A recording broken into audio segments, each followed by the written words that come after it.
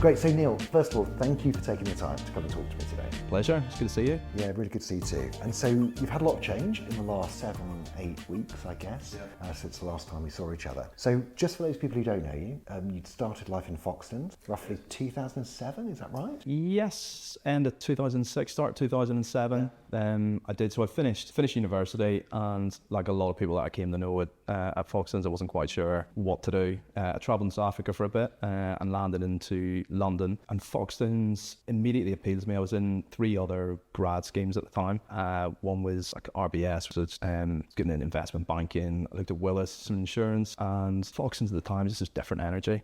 And I got sucked in. So founder led when I joined. Then not long after that, we went to private equity ownership, which was probably most of my formative years, and then through the IPO, which was again a different set of rules, a different game. That's when we went through major expansion. And I saw lots of people that I started in the industry with, those who made it through 2008, 2009, which wasn't easy. It went through quite a big expansion then. Lots of people had opportunities to take on branch manager roles, so we sort of grew up a real good core of people together. Learned a lot, great business, still very enthusiastic about it. Would you say that Foxtons is one of those brands which is quite Marmite in terms of people's view of it within the industry? It is.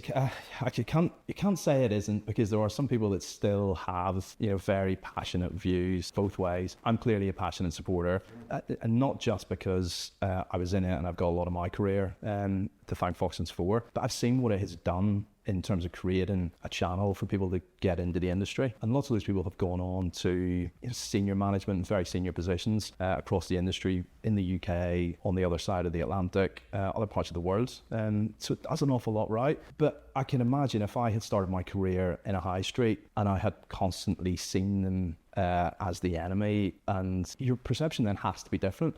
And albeit lots and lots of people have been through Foxtons stores and benefited from that training and seen all the positives of a really good process, best practice, just as many people have seen the other side of that, which is I've lost it to Foxtons. Foxtons have come and got it. Every time you do a view and you've got a Foxtons flyer on the doormat. So I can understand why it is still there. I think it'll take a long time to break down. Yeah, I think so. I mean, I'm a Foxtons fan. There have been like the alumni of, and we were chatting about it off camera, the number of people who've gone on to have hugely successful careers who've worked Foxtons is really significant, and that tells you something about the training and the culture and the people which came out of it. Obviously a lot of people went through the doors, I guess, especially in the southeast, but I've worked with people who've been ex-Foxtons. I know Pete Rollins really well, and one of the things which has always impressed me about Peter's approach to recruitment has been that it was a meritocracy. It didn't matter what your background was, didn't matter about race, colour, creed, anything like that. You either had it and you earned it, or you didn't, and that was the way it was. And that in and of itself is a beautiful thing, isn't it? It creates a really level playing field for people like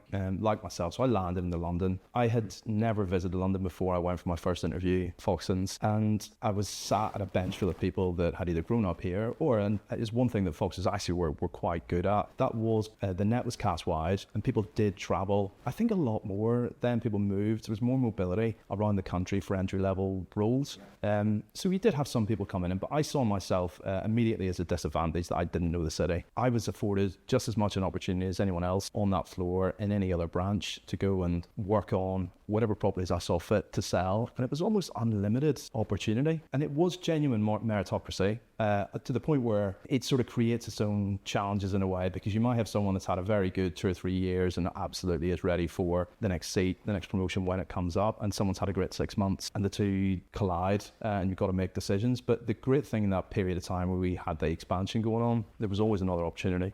And that created really good staff retention. Even though it's a sales industry, there's always going to be a level of churn. And actually it's natural and it's normal, it's healthy. But there was plenty of opportunities being created. You weren't waiting long for the next seat to come up. I think people have taken that mentality with them elsewhere. I see senior leaders that came out of Foxtons, businesses that they go to and the culture that they imprint, very strong learning and development emphasis. Definitely a meritocracy in so much as when an opportunity comes up, let's try and promote from within. And I think that is what creates the sort of environment where you can get people to really sort of grow, challenge themselves, see a future for themselves. And it does. I think the one thing I would say, it creates a career out of what for a lot of people starts as a job.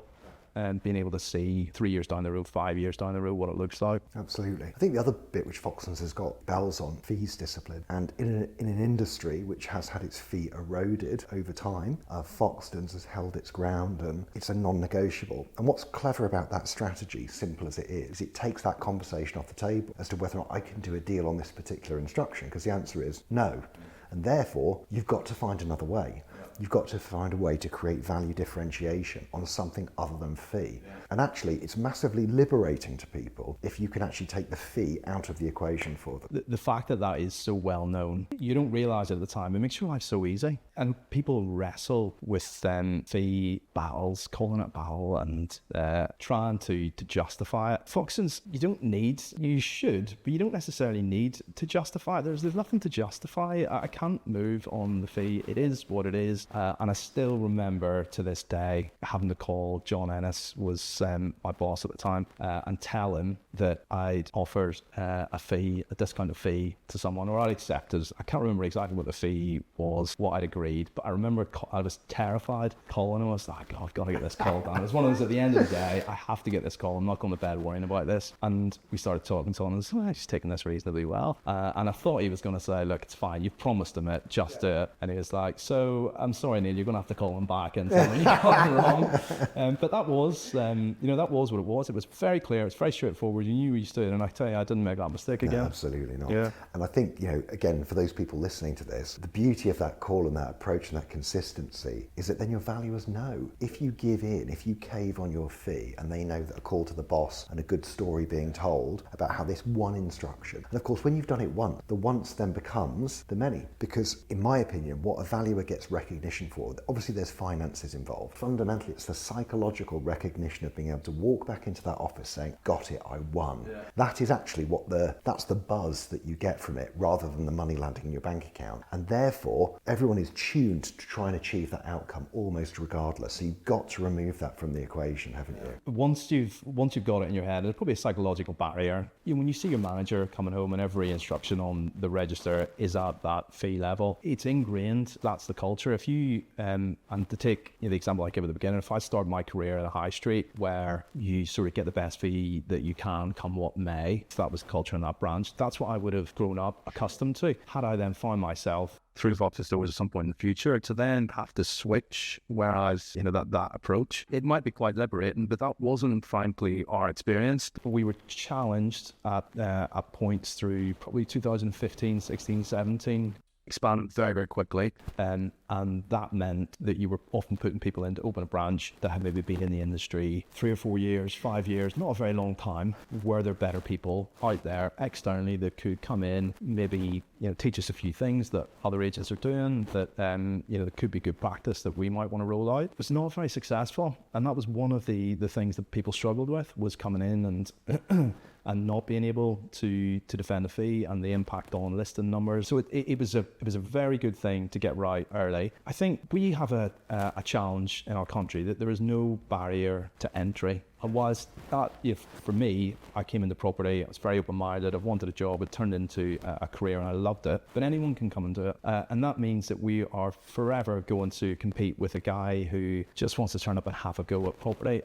So that downward pressure, and maybe ROPA might be the answer to that. If we create some sort of barrier to entry, that we need some sort of qualification to play on the field, maybe then we've got a good chance. I think there's always going to be a market for someone that will want a good service, and whatever they do in life, they'll be prepared to pay for it. We can't really control fees. The fact is, we operate in a relatively open market. I think we've got a chance of narrowing that market, but I back a good agent to be able to negotiate their salary. 100%. And one of the things which I spend a lot of time working with agents on now is about how do you make sure that you can differentiate differentiate yourself other than your fee. Yeah. And if you look at Peter's Home Moving Trends survey, which I quote often, when they give the customer the option to pick 5 reasons why they picked the agent they chose, they had the lowest fee picked only 19% of the time. Right. And the big question is, why then, if that is true, I as an agent hear that my fee is too expensive more times than 19%. When you look at the reasons that they do pick the agent, I liked and trusted, I had confidence in their marketing ability, they sell properties like mine, they have a good reputation. Imagine if you don't believe those to be true about an agent, you don't like and trust them, you don't have confidence in their marketing ability. What are you going to tell them? You're going to say, I think you're a bit shifty. You know, I don't like you. Yeah. I prefer the other guy. Yeah. You can say, do you know what, Neil, thank you so much, but actually someone's offered me a better deal. Therefore, when we don't do a good enough job, we don't give them a reason to choose us on something other than fee, then that's what we get told. So therefore, that's what we believe, and therefore we become overly concerned about it, and we forget the reason people really choose the agent that they do. Fundamentally, every customer isn't coming to us to sell a house. Every customer coming to us to solve a problem, which involves selling a house. And what we do is we talk about how we're going to sell the house, the symptom, the consequence of the problem that they've really got. Whereas actually, what we need to be doing is we need to be talking to them about the problem and listening and understanding and demonstrating that we can build a plan for our estate agency service which revolves around their problem. Yeah. And how many agents really do that in a very sophisticated way on every single valuation? And it's a small number, isn't it? But if you get to engage with the customer on that basis, they're going to choose you. Every time, because there will still be the person who shops at Lidl, who always gets the home brand beans, and always drives the cheapest car. But that's probably not our customer, is it? A lot of the time it isn't. I think it comes back to, if I look at a lot of the work that we did at Druce, it really sort of shaped how I looked at the market. Prior to that, you will know that certain streets, certain people live on. You don't really think too much about the different types of clients that you're likely to come into. What do they do? What do they do for work? What's their likely income? You can't really think who they are as a person. If they were one of your mates, who would they be? And we came into Druce, we looked across quite a broad market segmentation. We looked at the markets we wanted to operate in, and then customer segmentation, real deep dive on who owns the properties in this area. I'd say a very high level of detail. Once you understand what's going to appeal to those, it shapes everything. It makes a lot of your decision making very, very easy. And therefore, decisions on fee are sort of made by what it costs to deliver that service for that particular customer. This is how they want it. If it wins, and you win listings, and you start to build up a portfolio of properties that are owned by that type of customer, it's working. Because that doesn't happen on a large scale, I don't think many agents really sit down and understand who it is they're trying. Certainly not in a sort of research-driven capacity. You will know just from experience of being out and being in the industry and being around these doors and met these types of people, who they are, what they're like. So you'll know how to tailor a pitch and what have you. Really understand how you build a whole business around servicing that type of customer. It's a much more forensic approach that is highly measurable, because you can see, is my marketing working? Am I hitting the types of people that I expect? Is there sell-through better? There's lots of different points that you can measure it. I think to your initial point, people are different, and we should have a broad range of solutions. There's a sort of Silicon Valley vibe called the innovator's dilemma, and effectively it talks about 2 different types of innovation: sustaining innovation and disruptive innovation. So when people talk about being disruptive, this is actually the theory that they're talking about. Sustaining innovation is traditionally done by incumbent firms who don't want to risk everything with their business model, so will go for an incremental improvement in what they're already doing, built on their common assumption. New entrants into the market take advantage of new technologies and have the latitude to do something completely different, built on a totally new cost base. And one of the things which always struck me when I was talking to you about Druce was that it felt to me as a genuine attempt at disruptive innovation. For those people again who don't know Druce is a London-based business. You were the CEO, and that was the role which you had before you went to COO at Lomond recently. So tell us about the Druce business, and you've alluded to a couple of bits already. Druce has been around, the business is about 200 years old. It was acquired to be customer-facing brand for a housing services platform. So we're moving from traditional estate agency onto an online, offline hybrid.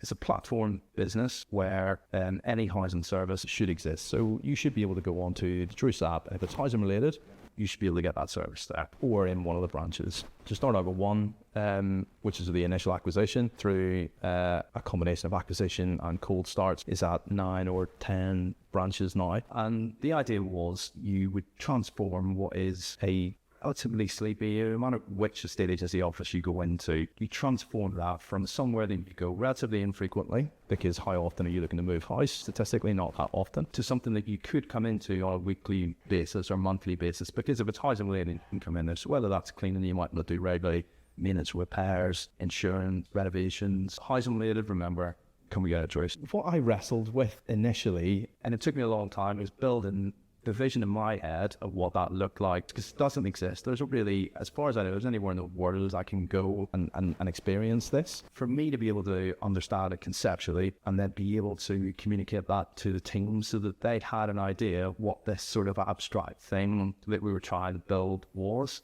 It was a very challenging 3 years mentally, but an incredible experience. So if I was to go onto the Druce app today, what would I find there in terms of platform? What would I be able to do? If you were a homeowner, you could go on and floor plan of your property using the tool that's in there. You can take your own photos with AI filter to declutter, dress it. You can, not sure if it's there now, but if it's not, very soon on the roadmap, you would have been able, AI would have written the description for you. And then there was a decision, which possibly still pending or has been made, of how you price. So that was all free for now, but you couldn't get it anywhere. The next natural step is, do you allow people to list the property themselves? If Sure. you do, It sounds like a listing tool. yeah, that's the intention. What do you charge for that? And the way I looked at it is, if you could reduce lots of those costs that you have up front, which you've got to pay for, I've got to send someone there to do a market appraisal, and I've got time chasing and following up, maybe get on the market, maybe we don't. If I do get it on, I've got photos, floor plans, descriptions, brochures, window cards. There's a lot of cost to get the thing to market. If I can get the owner to take all of that, what can you do on fee? Could you do something interesting on the fee then, rather than needing what in London is quite a traditional, you might charge 8, 10, 11% of a letting fee. Can I afford to do that? Much less, with the idea then more landlords are likely to take a managed service. So if you could get the let fee to 4 or 5%, could you get a fully managed at 10%, because you're offloading some of that work onto the owner? Probably a great moment to take a break, because I would love to come back and just, I guess, find out what prompted you to take that step with this really interesting project at Druce and take the opportunity, which I can see you're really excited about at the moment. So just take a quick break and we'll come back.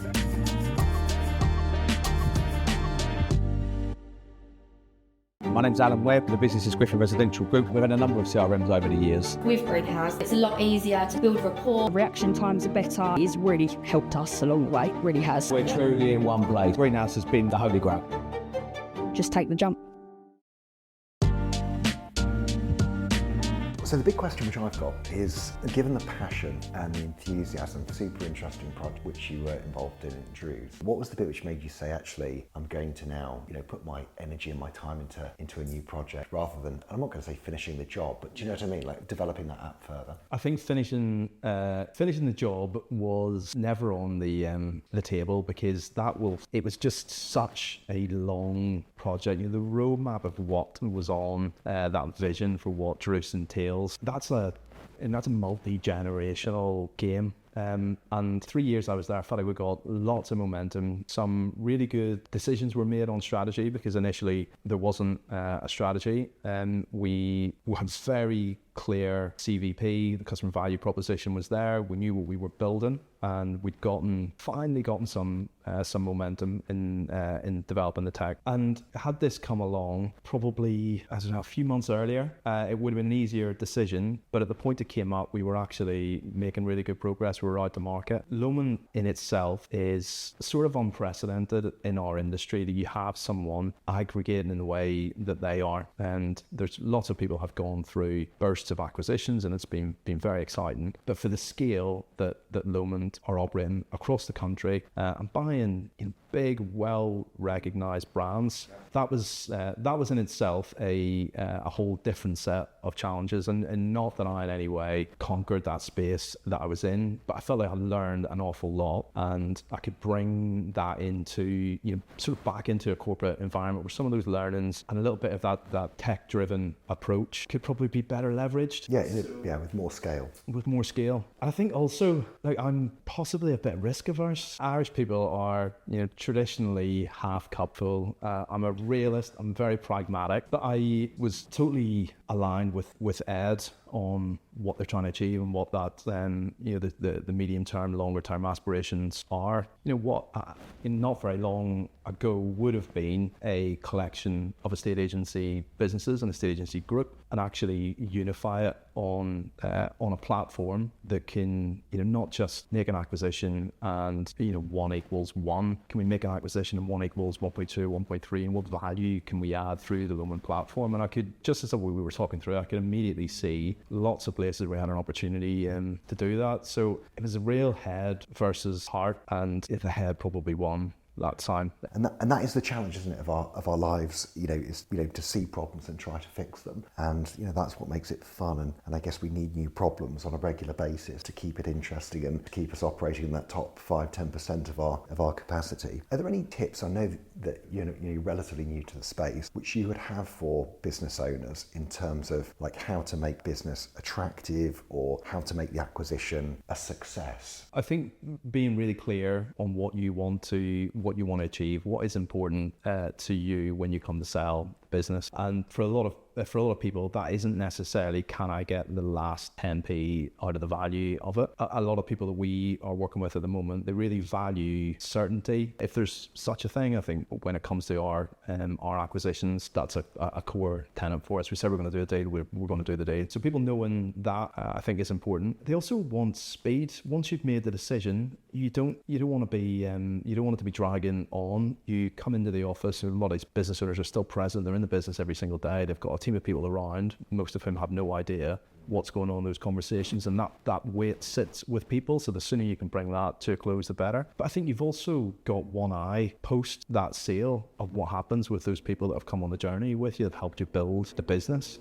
And for us, it's something we've been very, very strong on, is that people side. We've tried to bring particularly owners, the business founders along where we can. We see that the opportunity is right. Mark's a good example. Who knows his business better than he does? He's a top-class operator. And we're acquiring it because of all the things those people have done really well to build the business, and we want to try and make it go a bit faster. We've taken on the next stage of its journey. Hopefully that's growth, supported by the platform that I mentioned earlier, which helps deal with some of the things that are forcing people to think about selling their business at the minute. Costs going up everywhere. Every time you look at it, you seem to have done had a good year, done some decent top line numbers, and you look at the margins and you sort of just ebbing away. It's eroding away, and that's where there's an opportunity with clearly I'm a Lomond ambassador for some of the consolidators in the space to be able to bring in those economies scale and create a bit of go forward for those businesses. So let's just dive a little bit into technology. We've been quite tech heavy, haven't we?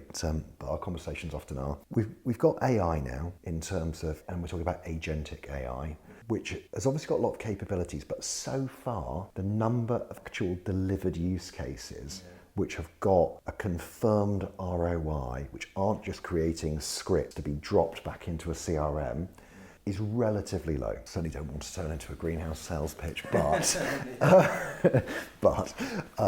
so we have an AI negotiator which is deployed to prospect the residential sales business. Okay. So we create valuation opportunities within the CRM, and then an AI agent reaches out to them via text message, the most flexible platform we think at the moment as opposed to WhatsApp, and it can close and it can book valuations into the diary, and it can create follow-up. The other best use case is actually aligned to the Lomond group, not directly, wasn't part of the acquisition, which is Finamply. Finamply, they take leads from Rightmove. They had a process, which 14 phone call process using an auto dialer, which would feed it into people's queues. They established that if they managed to contact a lead within 1 minute compared to 4 minutes, it was 65% more likely to convert. Wow. And they had operated a system where their target was 28 seconds and they were averaging just over a minute. They've now replaced that entirely with an AI system, based again, so it's SMS, and they have now got the conversion rate of those leads that they're getting in from Rightmove from 20% to 34%, no humans involved. 9 people have been promoted from call handlers into mortgage advisors, so their jobs have been displaced in an ups direction,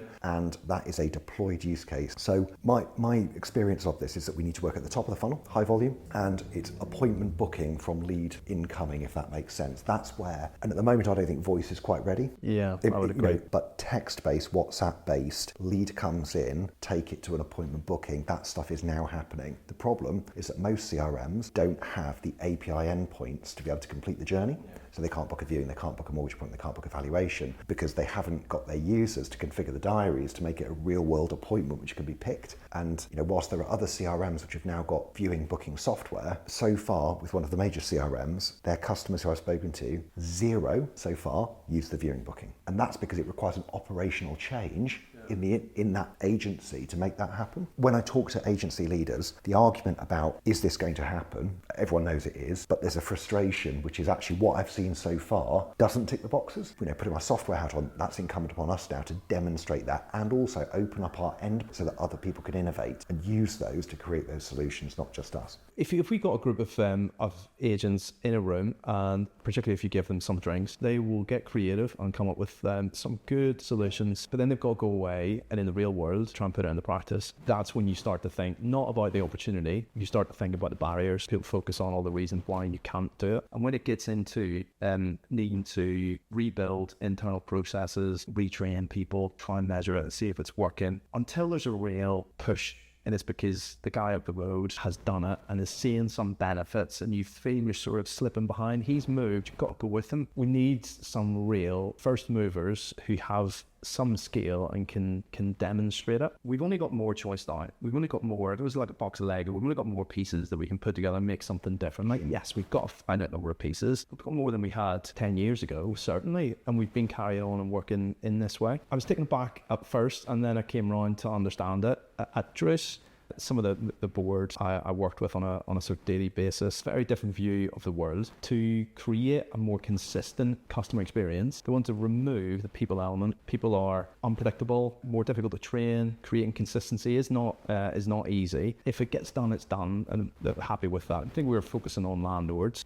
I think there's if lots of our landlords would love to never hear from us. Yeah. It moves in, rent comes in, you sort out issues. At the end of the year, net, I've got my 5.5%, 6, 7%, whatever I expected. This is wonderful. There's going to be industries that have already done it. They've removed people from what was a very, very people-heavy experience. I mean, but it's not for everyone. Right now, there are estate agents shouting at their mobile phones going, but Neil, it's a people business. I've asked these sorts of questions now to a wide selection of industry leaders, and I would say that you are definitely on the technophile end of the spectrum in terms of that viewpoint, which is obviously why you are where you are. And I've got a lot of other people, which is like, listen, Ian, tech is a tool, to use the phrase that you've used, but your people, your culture, and what they do on a daily basis is the secret sauce for our business. Now, to play the contra to that, and the reason that obviously both are true, like that is the truth of it, isn't it? It's people in the right place, technology in the right place, but we definitely overestimate, based on the way we've always done it, that the consumer wants something, like they want to speak to an estate agent on a telephone, and that the virtue of doing that creates some kind of special relationship, which is a differentiator. And to a certain extent that's true, but actually when you then ask those same people, when you want to book a taxi, how do you do it? When you want to order a new pair of gardening shoes, what do you do? When you want to order a new placement spring for a trampoline or whatever, like any random crap that you don't want to go to the shops for. You phone your spring guy. That's like, and so, so when you get them to think about their behaviour as consumers, totally different. They say, but okay, that's fine here. But buying a spring versus, and if the commercial reality is that 50% of all digital leads which come into estate agents are ignored, and therefore you want to view 5 houses and you send 5 digital leads into agents who don't have an auto viewing booking system, you're going to be chasing for the next week to try and get that. And we're saying that if one agent had an assistant where you could book those 5 appointments and you could get it done, there's literally no world where that personalised service is the one they want. Now, the agents, they'll be screaming, yes, but Ian, that doesn't happen in my business, that doesn't happen in my branch. We always answer the phone and we offer a great experience. It is always different in their business. Certainly top of funnel, high volume, digital leads, appointment booking, I think we just have to attack that area so hard. And it costs us so much more money now than it ever did because of the rises in costs. If you can show that it's being done more effectively, so the efficiency part, look, we get it, this is going to be cheaper than putting people in seats to answer phones, totally. If it's more effective as well, as in the conversion of that person coming in, converted to a booking, viewing, MA, whatever it is also better.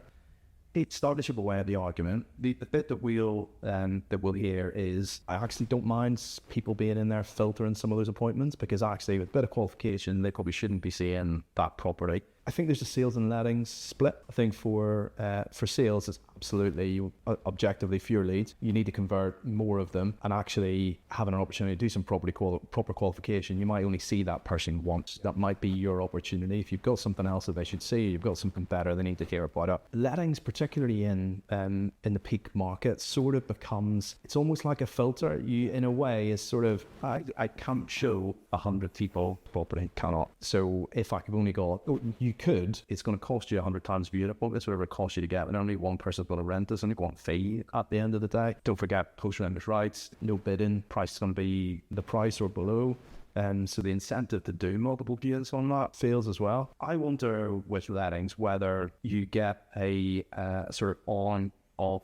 The AI does take that top of funnel work, let it do some level of qualification and some level of filtering. Someone turns up to do a viewing, probably doing those open house, maximise the number of people, let the AI give it a slot. So many people turn up. Does the AI follow up? Become collecting offers, collecting in all the details, so that by Monday morning I'm going to get a list of the offers. Do I want to let the AI prioritise those for me? Which ones might be the most suitable for the client? There's a lot that we can do. And you're going to draw that line somewhere, aren't you, as a business owner? And some people would say, no. The selection of the tenant, super important. We need human beings doing that. And other people will go, well, actually, like, how are we making those judgments anyway? Actually, if we can do it in an algorithmic way, is that actually a fairer, cleaner, more efficient way to do it? And every business is going to, to return to that sustaining versus disruptive innovation. What we'll probably find, as we found with Open Rent, which is a classic example of disruptive innovation, we're going to find that the new incumbents to the market, without any legacy ideas about how things have been done, are much more likely, in my opinion, to go further. There will be a segment of the customer base, to your point, who will be very attracted to that. And the question for incumbents, especially an incumbent as large as Lomond, with as much to protect as Lomond, is how far do you go at risk cannibalising your own business versus, sustaining yourself for that next phase of growth? And thankfully, I don't have to worry about those problems. That's your job.